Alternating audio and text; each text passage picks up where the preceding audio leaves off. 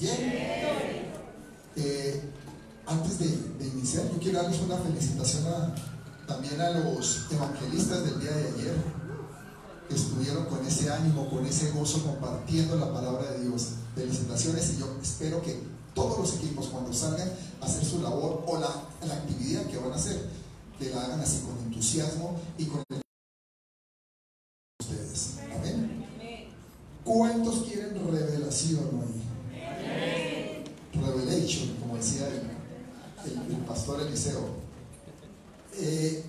La semana pasada tuvimos la oportunidad de aprender sobre lo que era subir al monte de la provisión, ¿se acuerdan? Sí.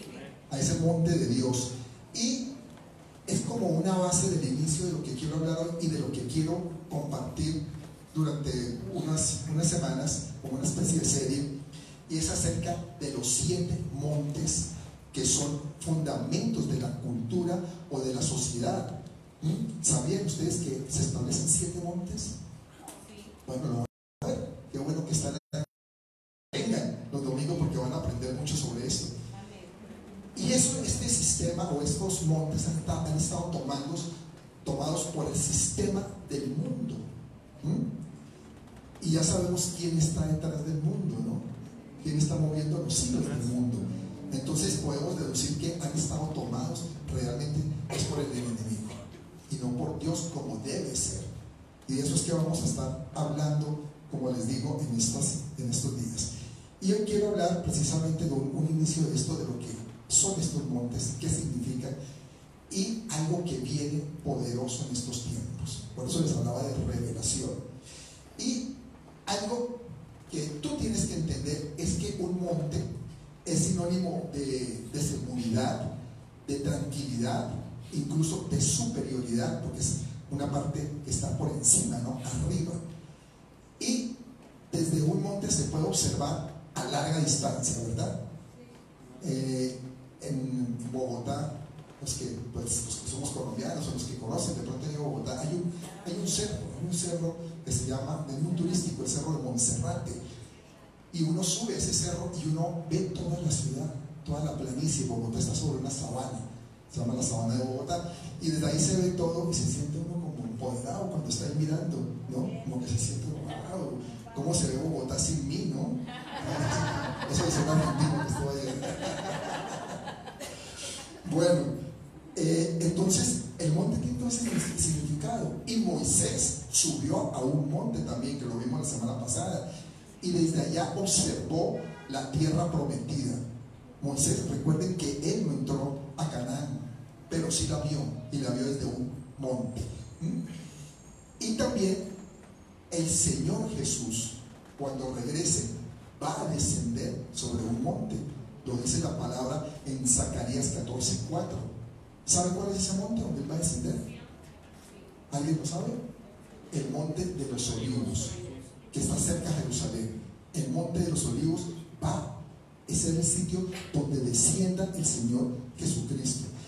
Y el rey David exclamaba algo en el Salmo 121, 1-2, que dice: alzaré mis ojos a los montes, ¿de dónde vendrá mi socorro? Mi socorro viene de Jehová, que hizo los cielos y la tierra.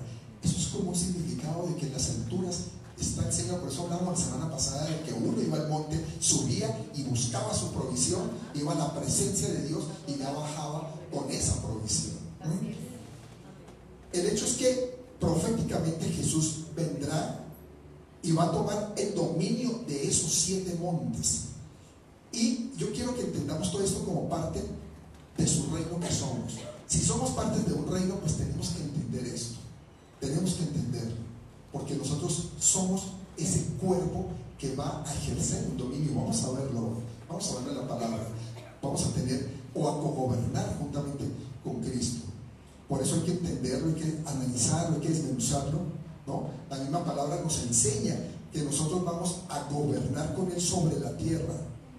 Entonces, si tú vas a gobernar, si vas a hacer una actividad, una labor, pues tienes que prepararte para eso.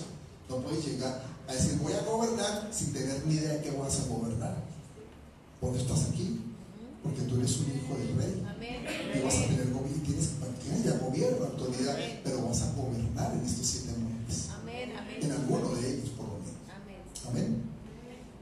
leamos Apocalipsis. Me gusta Apocalipsis, aunque es un libro es un poco complicado de entender, porque es muy escatológico, pero ahí nos habla de lo que va a venir, de lo que va a pasar y de lo que pasa incluso en el cielo, porque son visiones o revelaciones que tuvo el apóstol Juan sobre el cielo.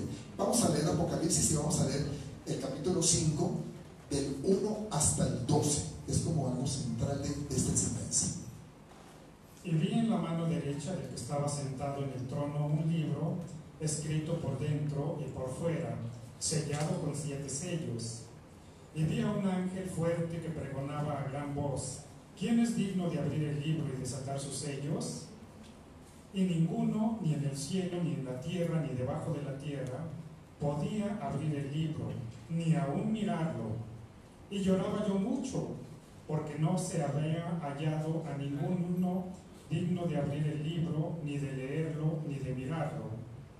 Y uno de los ancianos me dijo: no llores, he aquí que el león de la tribu de Judá, la raíz de David, ha vencido para abrir el libro y desatar sus 7 sellos. Y miré y vi en medio del trono a los 4 seres vivientes, y en medio de los ancianos estaba uno en pie, un cordero como inmolado, que tenía 7 cuernos y 7 ojos, los cuales son los 7 espíritus de Dios enviados por toda la tierra. Y vino y tomó el libro de la mano derecha del que estaba sentado en el trono. Y cuando hubo tomado el libro, los 4 seres vivientes y los 24 ancianos se postraron delante del cordero. Todos tenían arpas y copas de oro llenas de incienso, que son las oraciones de los santos. Y cantaban un nuevo cántico diciendo: digno eres de tomar el libro y de abrir sus sellos, porque tú fuiste inmolado, y con tu sangre nos has redimido para Dios de todo linaje y lengua y pueblo y nación, y nos has hecho para nuestro Dios reyes y sacerdotes, y reinaremos sobre la tierra. Y miré y oí la voz de muchos ángeles alrededor del trono, y de los seres vivientes y de los ancianos, y su número era millones de millones, que decían a gran voz: el cordero que fue inmolado es digno de tomar el poder, las riquezas, la sabiduría, la fortaleza, la honra, la gloria y la alabanza. Amén. Muy bien, creo que de pronto algunos no entendieron muchas cosas, otros captaron otras, y realmente aquí hay una esencia muy grande de todo lo que está pasando y lo que va a pasar. Y aquí vemos, bueno, eso es una visión de Juan, del cielo, que le muestra a Dios. Vemos que el Padre está en su trono y tiene en su mano derecha un rollo, habla de un rollo con 7 sellos, está sellado, tiene 7 sellos para que no permiten abrir así nomás el rollo. Y también vemos que Juan está llorando, dice que se ve eso y y pone triste, vienen lágrimas en sus ojos porque dice: no se puede abrir eso, no, nadie puede abrir ese rollo, nadie es digno de romperlo. Pero un anciano se acerca a Juan y le dice: no llores. ¿Por qué lloras? ¿Sí? Si tienes que entender que ha llegado alguien que es digno de abrir el rollo y de romper los sellos. Ni una vela hay aquí. No me ayuden tanto esta enseñanza. O quedaron pálidos. Bueno, ahora la palabra, ¿no? Pálidos. ¿Saben quién es ese alguien? El Cordero. El Cordero que fue inmolado por nosotros, por cada uno de nosotros.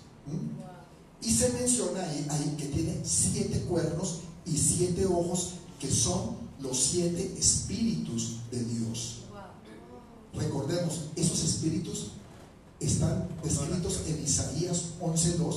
En alguna oportunidad tuve la oportunidad de hacer una enseñanza sobre los 7 espíritus de Dios, que son, pero resumiendo rápido, el espíritu de Jehová, el espíritu de sabiduría, el espíritu de inteligencia, el espíritu de conocimiento, el de consejo, el espíritu de poder, el de conocimiento y el de temor de Jehová. Esos son los 7 espíritus. Y los 7 cuernos representan 7 fundamentos del poder del Cordero que Él adquirió por la redención en la cruz y por su resurrección. Eso es lo que representan esos 7 cuernos. Por eso Jesús dijo: se me ha dado toda autoridad en el cielo y en la tierra. Porque Él venció, porque Él ganó algo y ganó el poder, el dominio sobre la tierra. Es decir, recuperó lo que se le había dado al hombre. También vemos ahí que Jesús había recuperado la autoridad de restablecer el dominio de Dios sobre los 7 pilares de las culturas mismas o las infraestructuras que tiene cada nación en la tierra. En Apocalipsis 5:6 vemos que ahí lo que leímos, hay una explosión de gozo que llena los cielos cuando Jesús toma el rollo con los 7 sellos y describe que ahí hay 4 seres vivientes y 24 ancianos que entonan un cántico nuevo. Dice, o sea, se emocionan y cantan un cántico especial. No es un cántico de tristeza, no es un funeral, ¿verdad? Es un cántico de gozo, porque dice, se logró. Hay alguien que pudo romper eso, tomar el rollo y romper los 7 sellos. Y el versículo 10 de lo que leímos también contiene la parte clave que nos concierne. Agárrense de la silla. Agárrense de la silla.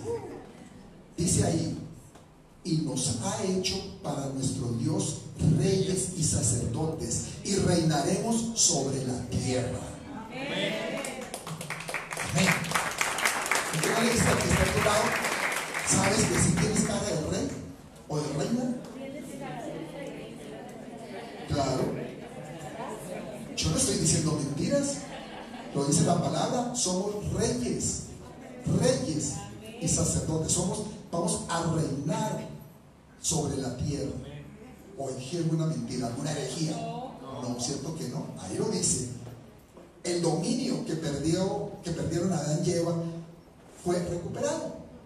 Y entonces por eso el cielo se regocija.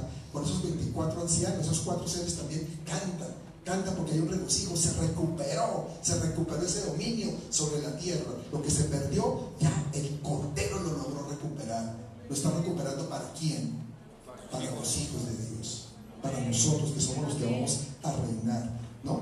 Y lo interesante es que los 7 atributos de majestad que se mencionan en el versículo 12, ahí habla de que son poder, las riquezas, la sabiduría, la fortaleza, la honra, la gloria y la alabanza. Habla de 7 atributos. Estos 7 atributos coinciden con los 7 pilares de la sociedad o de la cultura de cada nación, que es lo que vamos a estar viendo. ¿Está bueno o no? ¿Sí? Muy bien. Cuando se investiga el significado en el original griego de estas 7 palabras que aparecen ahí en Apocalipsis, ¿no? El resultado es esos 7 atributos, que esos 7 fundamentos de la sociedad, que es lo que tenemos que tomar, que Dios quiere que tomemos. Miren lo que dice. Primero habla de poder, es decir, se refiere al primero, a gobierno. El segundo, riquezas, y riquezas es la economía. ¿Sí están recibiendo revelación o no? Entonces emocionense. Luego viene sabiduría. Sabiduría es la educación. Luego fortaleza. Fortaleza es la familia. Honor u honra, que habla ahí, se refiere a religión. Gloria, a la celebración. Y la celebración se refiere a la industria del arte o al arte y al entretenimiento. Y alabanza a los medios de comunicación. ¿Sí? Vamos empezando. Entonces, el Cordero, por su sacrificio y por su triunfo, nos envía a ser discípulos. Recuerden que al final de Mateo, la última parte, la última estrofa, los últimos versos de Mateo hablan de la gran comisión, que dice: id y haced discípulos en todas las naciones. Es decir, instruirnos en estos 7 fundamentos, logrando que nosotros dominio sobre eso y entregárselos a Dios, porque le pertenecen a Él. Él los creó, pero el mundo y el chulo ese se los ha tomado porque el hombre se los entregó. Ahí donde tenemos que ir. Por eso es que a veces cuando decimos ir y ser discípulos pensamos que es solamente de pronto así, pero no, es tomar control de todos los organismos de dominio sobre las naciones, que la tomen el pueblo de Dios, la iglesia. Y por eso es que tenemos que ser instruidos en estos 7 fundamentos, ¿no? Y cumplir lo que dice Apocalipsis 11:15, que lo voy a leer. Dice: el 7º ángel tocó la trompeta y hubo grandes voces en el cielo que decían: los reinos del mundo han venido a ser de nuestro Señor y de su Cristo, y Él reinará por los siglos de los siglos. Es decir, volverán a Él, al que lo creó. ¿Pero a través de quiénes? De nosotros. De nosotros. Démosle una aplauso al Señor. Por eso nosotros no podemos ser ajenos. Tenemos que participar en todas las estelas de las naciones. Tenemos que ser activos, ¿no? Porque es la jurisdicción del Señor. En tu trabajo, Mario, tú estabas en un testimonio. Tú llegas y tú tomas posición también como autoridad, porque hay que cambiar cosas todas en nuestras empresas, en nuestros negocios. Tenemos que cambiar las cosas a favor de lo que Dios quiere. Eso es lo que Dios nos pide. Y estos fundamentos de la cultura o sectores de la sociedad se les conoce como los montes, los 7 montes. Recordemos algo: Jesús es la cabeza y nosotros somos su cuerpo, y Él ya hizo su parte, porque Él recobró todo el poder y la autoridad a través de la cruz y a través de su resurrección. Pero nos dejó a nosotros algo, que es el Espíritu Santo. Nos lo dejó Él lo dice: conviene que yo me vaya, porque el que viene va a estar con ustedes. Es el Espíritu Santo. Y ese Espíritu Santo nos empodera, nos capacita para ir y hacer discípulos a todas las naciones. Es decir, no vamos solos. Los que salieron de ayer no salieron solos. Salían empoderados porque llevaba el Espíritu Santo, iba con ellos. Y así va a ser con cada equipo.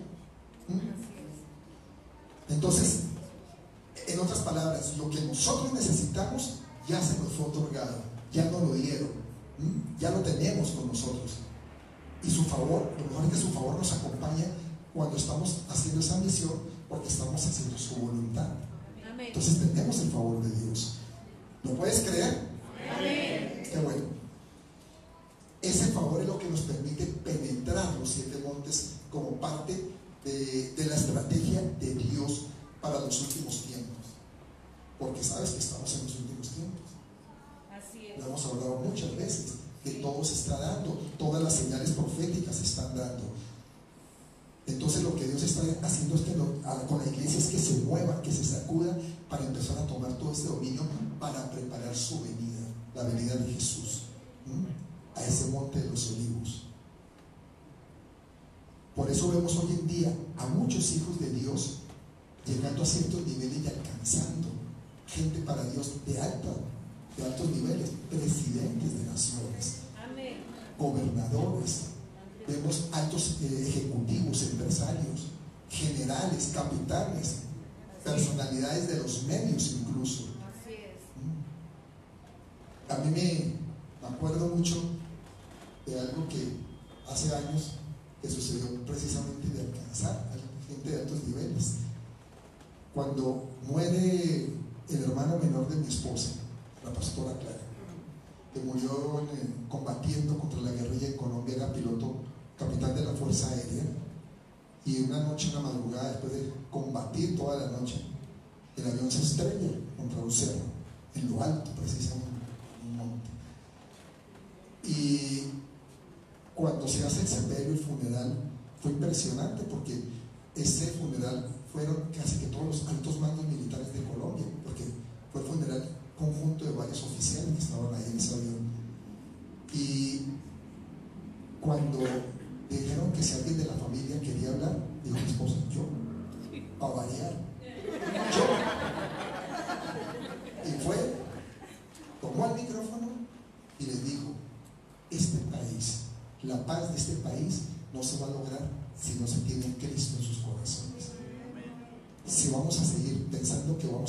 una batalla, solamente con nuestras fuerzas estamos perdidos. Necesitamos de Cristo. Les compartió de Cristo y todo ese mando militar que estaba ahí recibió a Jesús ese día. Amén.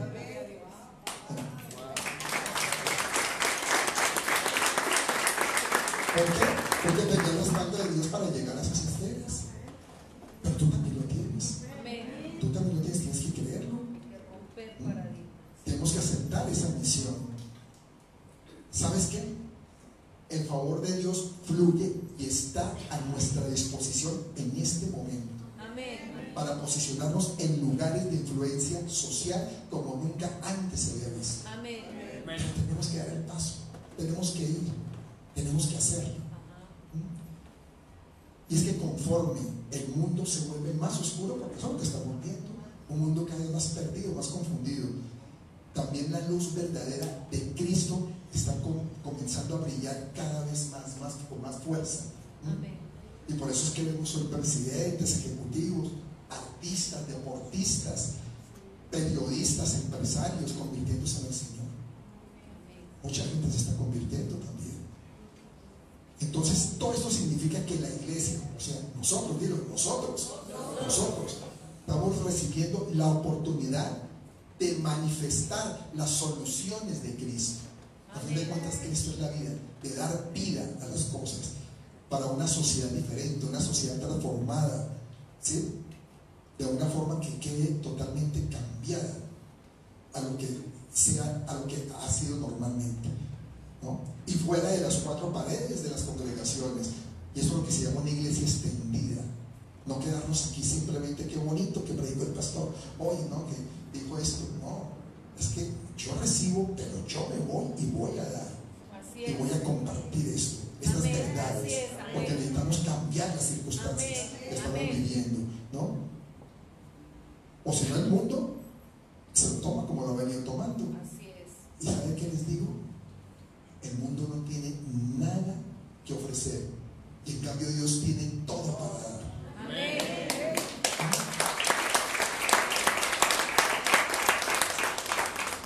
Yo sé que muchas personas no pueden dimensionar la oportunidad que Dios da o que está dando, pero otros sí captan esa oportunidad y la aprovechan, y esas oportunidades surgen del monte en donde Dios les ha dado influencia.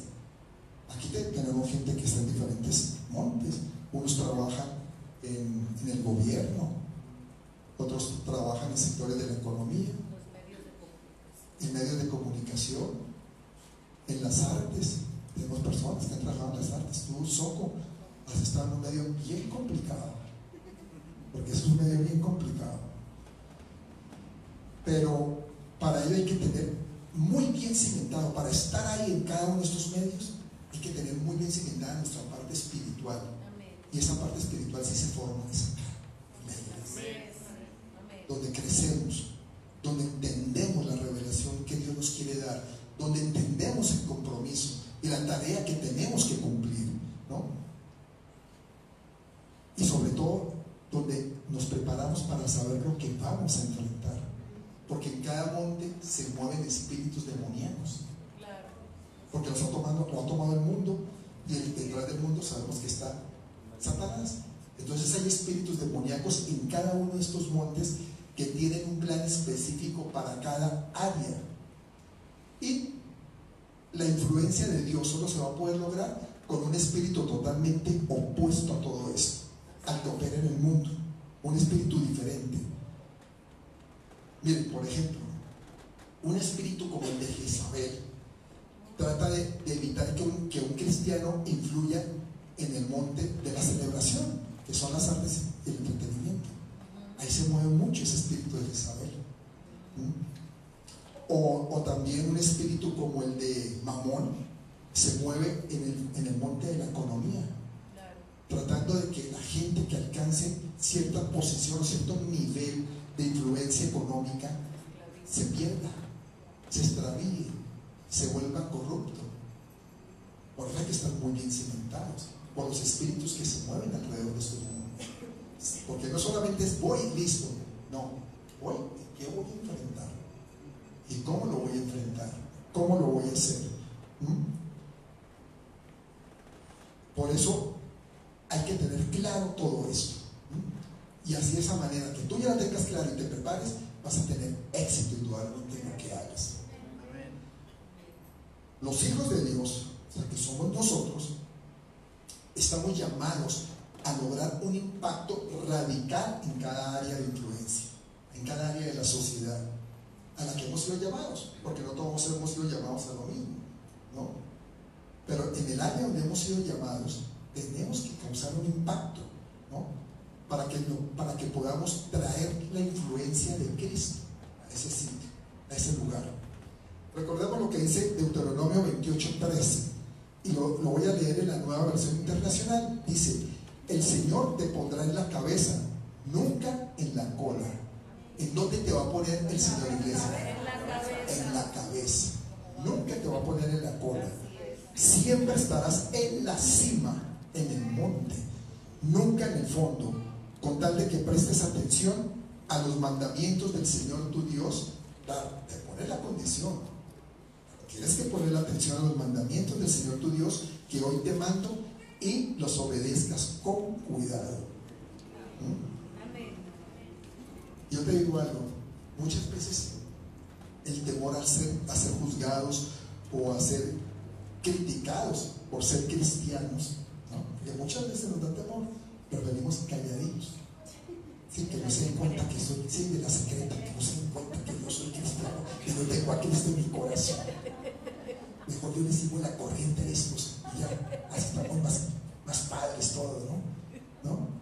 O la falta de una visión espiritual de lo que Dios quiere hacer a través de nosotros, pues no permite que seamos cabeza y nos volvemos unos cabezones, ¿verdad? Y no, Dios no te quiere cabezón, Dios te quiere cabeza en donde estés. Y por eso es que terminamos después alejados de nuestra tierra prometida y terminamos diciendo: es que a mí Dios no me bendice, ¿yo qué hago? Yo voy a la iglesia y las cosas no me funcionan, entonces ¿para qué voy? ¿Realmente estás obedeciendo lo que Dios dice que tienes que hacer? Esa es la pregunta. Porque es que la bendición no es algo así que voy el domingo, paso por esa puerta, recibo algo, me voy y ya, salí bendecido, ahora todo me va a salir bien. No, vienes, escuchas y te vuelves hacedor de la palabra. Y sales con el convencimiento de que Dios va a hacer algo en tu vida a través de ti. Pero eso es lo que nos pasa. Sin embargo, tú tienes que entender algo. Tú tienes un propósito. ¿Un qué? Propósito, ¿no? Y en este propósito está una parte esencial, que es servirle a Dios en donde tú estés. Servirle a Dios, a un Dios vivo. Y su palabra dice en el Salmo 24:1 algo que debemos mantener presente siempre en todo lo que hagamos. ¿Qué dice? De Jehová es la tierra y su plenitud, el mundo y los que en él habitan. ¿A quién le pertenece todo? Al Señor. Entonces, ¿por qué el cachudo las tiene tomadas? Si es del Señor. ¿Y qué vamos a hacer nosotros? Bueno, ahí es donde tenemos que actuar. Si nosotros amamos a Dios, le servimos a ese Dios y a Él le pertenece todo, pues nosotros tenemos que estar entregándole todo lo que tenemos, todo lo que en donde estamos moviendo, porque es de Él, es recuperarlo para Él. Así es. Y ya Jesús hizo su parte, ahora nos toca a nosotros. Mira, vivimos en un mundo que vive desesperado por un cambio radical. Donde tú vayas siempre oyes cambio, hay que hacer cambio, ¿cierto? Cambio radical. Acá hasta en Colombia hay un partido que se llama Cambio Radical, porque la gente vive desesperada buscando cambios, y cambios de fondo. Pues que a veces no saben ni qué quieren cambiar, pero vive desesperado por eso. Vive desesperado buscando felicidad, desesperado buscando un amor verdadero, ¿no? Aunque fácilmente confunden el término amor y lo terminan desviando. Pero bueno, el caso es que estamos viviendo en una sociedad que clama por redención, aunque el mundo no sabe lo que está buscando, ¿no? pero sabe que está buscando algo. Yo le oigo tanta gente que habla tanta tontería y no tiene ni idea de lo que quiere.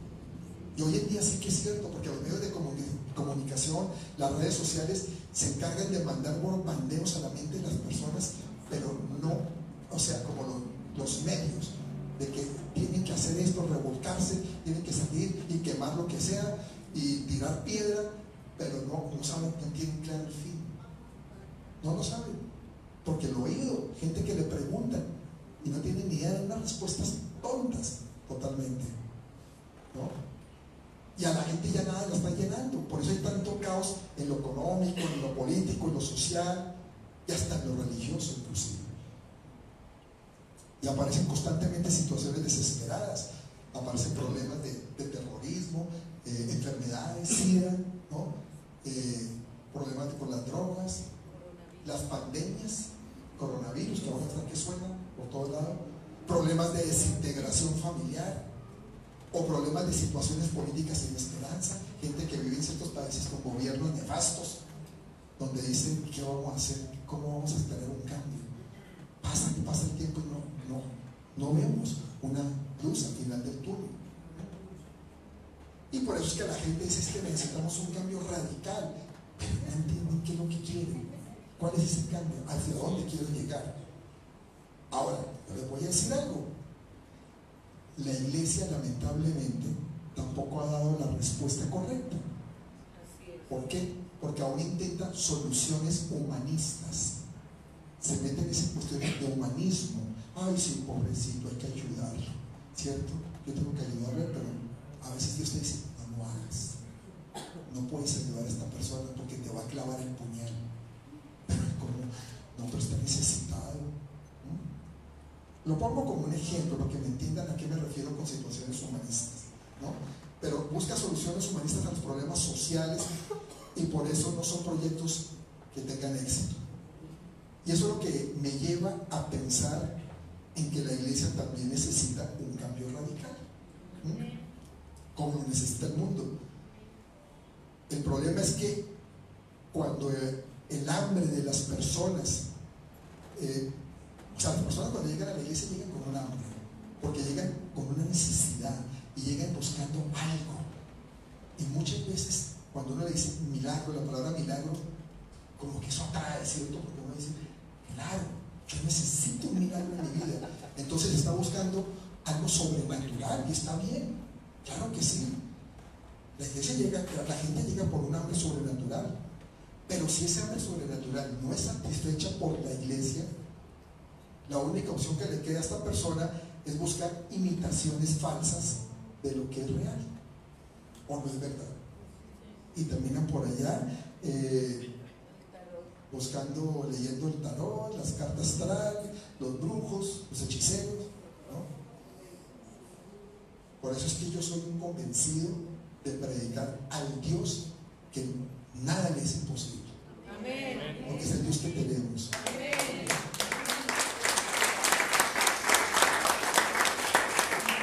También de que incentivemos los dones espirituales, los dones proféticos, antes que la gente vaya a buscar soluciones donde no las debe buscar, porque va a terminar perdido y confundido. Y no solamente eso, muertos espiritualmente, es lo más grave. Fíjese que hablando de los montes, la industria del entretenimiento, ¿no? De la celebración, utiliza mucho todo eso. Allá sí que se mueve mucho toda esa brujería. Bueno, el gobierno también. Leamos 1 Corintios 14:1. Seguid el amor y procurad los dones espirituales, pero sobre todo que profeticéis. Fíjense, aquí podemos ver cómo Pablo coloca por encima de los dones, con excepción de uno, del amor. Coloca por encima ¿qué? La profecía. La profecía. Entonces, ¿la profecía puede ser mala o es buena? Es buena. Y la afirmación más fuerte se encuentra allá adelante en el verso 30 y 31, y lo voy a leer porque nos instruye a profetizar. Dice: y si algo le fuera revelado a otro que estuviere sentado, calle el primero, Es decir, si alguien tiene una palabra profética, mejor calle y escuche, porque esto puede venir de Dios. Porque podéis profetizar todos uno por uno para que todos aprendan y todos sean exhortados. Esto significa que nosotros tenemos que estar prestos a escuchar la profecía e incluso a esperarla de una manera emocionante. Que Dios me va a hablar. Yo voy el domingo a la iglesia porque Dios me va a hablar. Es que la gente piensa que la profecía solamente llegó un profeta, ven para acá, tú, Jonathan, y que te voy a profetizar, ¿no? Qué bueno, ¿no? Qué bueno. Es que haya una profecía así. Pero en eso no solo la profecía. La profecía más segura, y lo hemos visto varias veces en estos días, es la palabra de Dios. Y cuando lanzamos la palabra de Dios, si tú la entiendes, viene la revelación, viene esa profecía para tu vida. Le pasó a Marcos. Lo que le pasó a Marcos, exactamente. Entonces, nosotros tenemos que venir con esa emoción, tener esa emoción en nuestra vida cristiana, porque es la misma voz de Dios a fin de cuentas hablándonos. Amén, amén. Y quiero como enlazar ahora con esta segunda parte de esta enseñanza de hoy, que algo que se está moviendo en estos tiempos y es la llamada revolución de Elías. ¿Habían oído hablar de la revolución de Elías? ¿No? Entonces, ¿quieren escucharla o la dejamos por de pausa? Dilo, pastor. ¿Saben qué es la revolución de Elías? No es otra cosa que la restauración de la voz de Dios en los asuntos de los hombres. Porque ese es el problema, que no escuchamos la voz de Dios y terminamos haciendo las cosas a nuestro acomodo. Y estoy hablando no solamente a personas, a hijos de Dios como tal, no, gente, líderes espirituales, pastores, que no escuchan la voz de Dios por estar afanados haciendo un poco de cosas, pero no están escuchando lo que Dios quiere que hagan. Y se meten a veces en un activismo impresionante y no escuchan la voz de Dios. Por eso nosotros tenemos que adaptar nuestro oído para escuchar la voz de Dios. Es importante que tú escuches la voz de Dios para tomar decisiones. Y eso es lo que es la revolución de Elías. Es como un tsunami, ¿no? Un tsunami espiritual que está llegando para obrar de tal forma que se acabe con la ambigüedad. ¿Será que sí? ¿Será que no? ¿Será que voy? ¿Será que no voy? ¿Será que lo hago? ¿Será que no? No, es la voz de Dios que te dice, hazlo. Si te da una instrucción, lo haces, ¿verdad? Entonces acaba con esa ambigüedad, tal como lo hizo Elías al clamar a Israel, diciendo algo que está en Primera de Reyes 18:21. ¿Qué dijo, Enrique? Y acercándose Elías a todo el pueblo, dijo: ¿hasta cuándo claudicaréis vosotros entre dos pensamientos? Si Jehová es Dios, seguidle, y si Baal, id en pos de él. Y el pueblo no respondió palabra. ¿Qué tal? Y a veces vivimos en esos dos pensamientos. ¿Y será que Dios sí puede ayudarme? ¿Será que Dios, o mejor le voy a consultar a mi compadrito que sí tiene por ahí un alto cargo de influencia y decir, él sí me puede ayudar? Entonces andamos en ambigüedades y dejamos a Dios de pronto a veces a un lado y a veces sí y a veces no. Pero miren lo que le respondió Elías: no hay problema, si creen en Dios pues caminen con Dios, y si no pues váyase por allá con Baal y ya, no friguen más, ¿sí? Ya, vaya en pos de él, dice. Y el pueblo, uy, esto está afuera, te dirían los israelitas, ¿cierto? Y de pronto también la gente de reino, de pronto. Después de esto, Elías pidió el fuego de Dios y ellos no estaban seguros.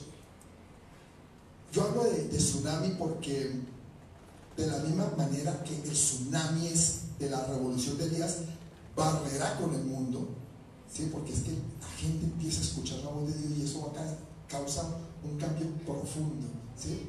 Y la iglesia también va a barrer con la iglesia porque va a causar mucho cambio, ¿no?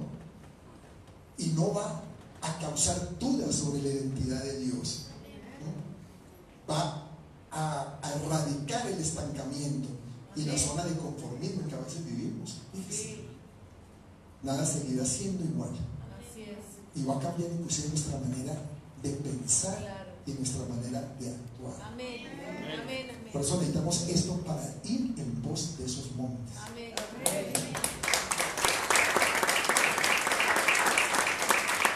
Ahora, la palabra revolución no es un término por sí mismo como muy satisfactorio, porque ¿qué implica? Implica una lucha contra el estado actual de las cosas para que sean reemplazadas por otras diferentes, ¿cierto? Eso es lo que implica. Lamentablemente este término ha sido utilizado muy mal, ¿no? Porque ha sido utilizado así como para armar la revolución por sí misma, pero termina uniéndose al espíritu de desorden, de caos que se extiende actualmente por toda la tierra, ¿no? Y lo que está volviendo más grave, los males de la sociedad. Así es. Les pongo un ejemplo: el movimiento feminista que estamos viendo aquí en México. ¿Quién puede negar que el objetivo es bueno? Es bueno, porque dice, no, es que estamos cansadas de tanto maltrato, de asesinatos, de feminicidios. No podemos seguir en esto. Perfecto, hasta ahí todo perfecto. Pero terminan en un caos, en un desorden, haciendo cosas hasta peores, en una agresividad. ¿No vieron el viernes?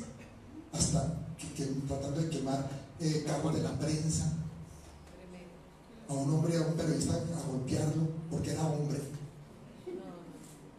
Eso es locura. Con esta escasez. Quieren acabar con nosotros. ¿El día que vamos a hacer? Van a acabar con nosotros si nos dejamos. Tremendo. Pero ese es el caos que estamos viviendo, la confusión tan tremenda que estamos viviendo. Y es que un movimiento revolucionario siempre va a llevar un espíritu de rebelión consigo. A menos que anuncie o tenga claro un sistema de reemplazo, que tenga esa claridad, ¿sí? Miren, Jesús se puede llamar bajo ese esquema un revolucionario, claro, porque él tenía claro cuál era el sistema que tenía que reemplazar. Ahora, fíjese, él nunca se rebeló como tal contra el imperio romano, o si encuentran algo que dice levantémonos contra el César y vamos a acabarlo, no, él todo dentro de lo establecido. Él decía, hay que pagarle tributo, pues hay que pagarle tributo, es lo que dispone la ley, hay que respetar la ley, son autoridades, que nos gusten o no nos gusten es otra cosa, pero son autoridades. Pero él tenía claro que iba a establecer una cosa nueva, que era el reino de Dios en esta tierra. ¿Amén? ¿A qué voy? Esto significa que no tenemos que estar en contra de algo, sino tenemos que saber a favor de qué estamos. Eso es tu pensamiento. A favor de qué estás, qué es lo que tú quieres. ¿Lo puedes comprender, iglesia? ¿Mm? Ahora, ¿por qué se habla de una revolución de Elías? Elías aparece por primera vez en Primera de Reyes 17 como el profeta de Dios llamado a confrontar a Israel, porque Israel tenía adoración a Baal. Y enfrenta a una enemiga tremenda, que es Jezabel. Jezabel era una profetisa de Baal, y hasta que él ungió a Jehú, quien terminó destruyendo a Jezabel. Jehú termina destruyendo a Jezabel, y después también, como su último acto, Elías le entrega el mando a Eliseo y le da una doble porción de lo que él tenía, dice la escritura, una doble porción, ¿sí? Antes de que fuera llevado al cielo en un remolino. Elías es de los pocos seres humanos que no se habla de su muerte, sino que fue llevado, fue raptado, como Enoc, ¿no? Cuando se habla entonces del espíritu de Elías, se está hablando del espíritu de la paternidad, por una profecía muy, muy significativa que encontramos en los dos últimos versículos del Antiguo Testamento. Está en Malaquías. Vamos a leerlo. Malaquías 4, 5, 6. 4, del 5 al 6. He aquí, yo os envío el profeta Elías antes que venga el día de Jehová grande y terrible. Él hará volver el corazón de los padres hacia los hijos y el corazón de los hijos hacia los padres, no sea que yo venga y hiera la tierra con maldición. Amén. Este pasaje que acabamos de leer establece que ocurrirá una revolución antes del regreso del Señor. Y la clave para la restauración está en los corazones de los padres y de los hijos, que se vuelven unos a los otros. Amén. Y lo cual eso es una necesidad muy profunda de esta sociedad, de la sociedad, incluida la iglesia. La iglesia también tiene esa necesidad de una paternidad. Y es que la falta de verdaderos padres ha creado unos vacíos desastrosos. Y es una de las principales causas de cómo vemos hoy las cosas, de cómo vemos la moral sexual, la homosexualidad, por ejemplo. Todo esto lo vemos aceptable, que cada uno haga lo que quiera, porque es su cuerpo, ¿no? Pero es un vacío realmente de una formación, de una paternidad. Incluso hay una disfunción social por esto también, en donde se aceptan cosas que de ninguna manera van de acuerdo a lo que Dios dice en su palabra. Este mensaje que leímos del Antiguo Testamento se refiere a algo que en la actualidad es una cuestión muy seria. Y al ser lo último que se escribió en el Antiguo Testamento, la promesa de Elías fue vista por el pueblo judío como un hecho de que Elías debía llegar antes que el Mesías, que debía llegar antes. Ustedes saben algo que hoy en día incluso los judíos ortodoxos, por ejemplo en ciertas celebraciones como la Pascua, colocan una silla vacía porque de pronto llega Elías. Va a llegar Elías allí, entonces hay que tener el puesto, porque ellos esperan todavía el Mesías. Entonces dicen, no, primero viene Elías y luego el Mesías, entonces hay que tener el puestico listo, ahí bien mantenidito, calientito si se puede, para que se sienta cómodo, ¿sí? Se sienta padre ahí en ese sitio. Lo interesante es que Jesús validó la expectativa judía de que Elías llegaría antes de que él. Y que antes de que él se presentara de nuevo en este mundo. Pero hay que entenderlo en la forma espiritual que lo vio Jesús. Él resumió la tarea de Elías como la restauración de todas las cosas. Y que también de esto hace referencia Pedro en un sermón que encontramos en Hechos 3, en el capítulo 3 de Hechos, en el verso 20, que dice: y él envía a Jesucristo, que os fue antes anunciado, a quien de cierto es necesario que el cielo reciba, en otras versiones dice retenga, hasta los tiempos de la restauración de todas las cosas, de que habló Dios por boca de sus santos profetas que han sido desde tiempo antiguo. Y aquí la palabra restauración hace referencia a volver al origen del propósito original. Y dice esta palabra que Jesús está retenido allá en el cielo hasta que la revolución de Elías venga. Y ya está llegando, ya está moviéndose. Fíjense en algo, así como la revolución de Juan el Bautista, porque Juan el Bautista fue también un revolucionario. La revolución de Juan el Bautista preparó la venida del Señor Jesucristo. La revolución de Elías está preparando también el regreso del Señor Jesucristo. La de Juan el Bautista no llegó muy lejos, podemos decir así, porque trajo arrepentimiento, ¿sí? Pero no la restauración de todas las cosas. Vino la muerte y la resurrección de Jesús, que fueron las semillas para la restauración venidera, la cual antecederá al regreso de Jesús. Ya no sé si me estoy confundiendo mucho, pero vamos en un tiempo muy especial donde va a venir restauración. Por eso yo hablo de que estos montes de gobierno o de la sociedad van a ser restaurados a través de lo que hagamos nosotros antes de que venga Jesús.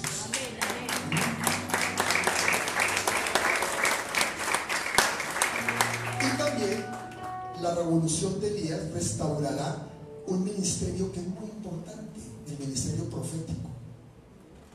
Algo que siempre ha querido desvirtuar Satanás y hace que hoy en día incluso personas en las iglesias nieguen su existencia. Hay personas en las iglesias cristianas que dicen, la profecía ya no es para estos tiempos. Eso es de los profetas antiguos. Y se basan a veces en un versículo en que dice que hasta aquí la ley y los profetas. Y eso no se refiere a eso, se refiere a una parte de la historia de la humanidad. Pero el Nuevo Testamento está lleno de lo que es la profecía. Y esto es profecía, inclusive, todo lo que estamos hablando. Apocalipsis es profecía. Dice Hechos 2:17, y en los postreros días, ¿cuáles son los postreros días? Dice Dios, derramaré de mi espíritu sobre toda carne, y vuestros hijos y vuestras hijas profetizarán. Entonces, ¿puede estar muerta la profecía? Claro que no.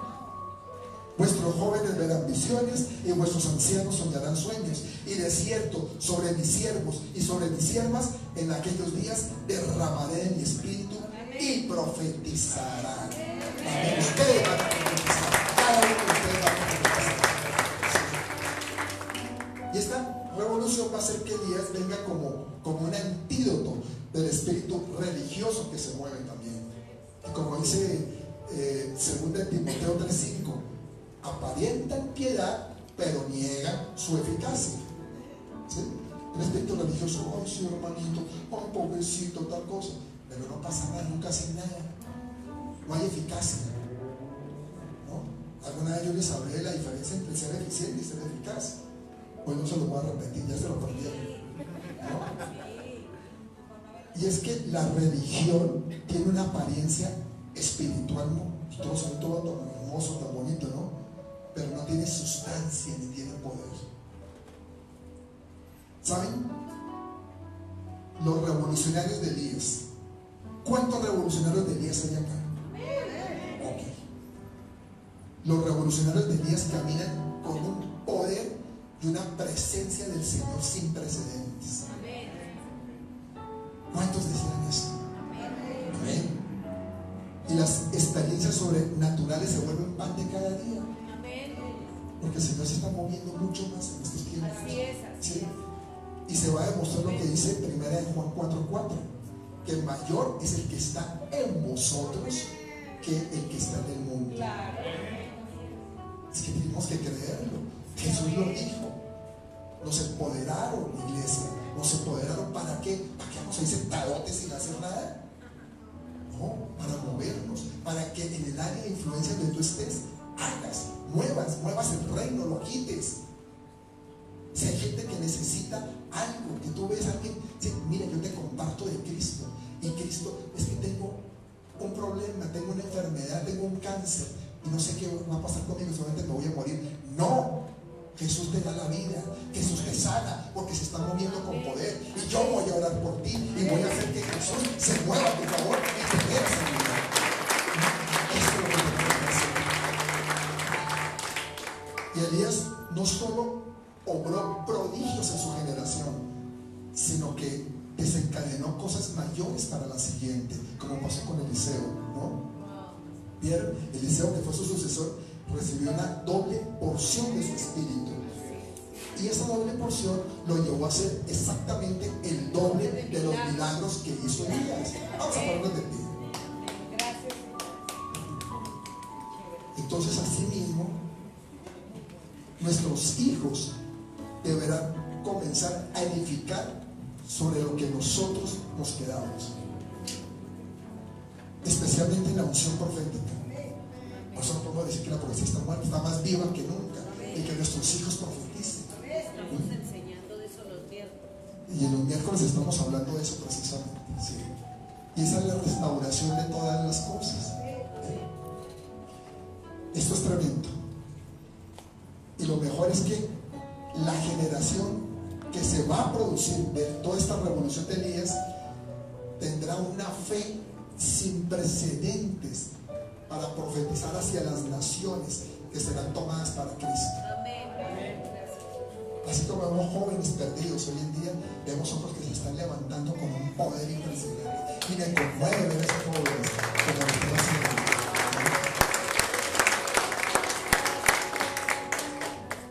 Elías ungió